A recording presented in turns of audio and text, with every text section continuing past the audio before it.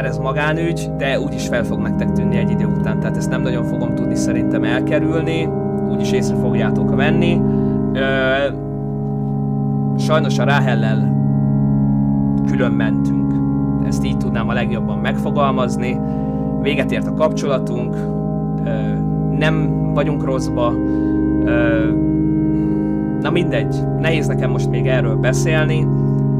A lényeg ennyi, hogy már nem vagyunk egy pár. És az elmúlt napok úgy teltek, hogy ami ilyenkor történni szokott, ugye, na, ez van, nem vagyunk rosszba, békességben váltunk el, és a továbbiakban nem is nagyon fogok erről beszélni, ha megértitek, de ez meg ilyenek. Hát ez egy nehéz időszak lesz most nekem is, Ráhelnek is, de tényleg azon voltunk és azon vagyunk, hogy a lehető legbékességesebben váljunk el. Nincs ez, elhiszem, hogy sajnáljátok meg minden, de mind a kettőnknek így lesz jobb, úgyhogy ja.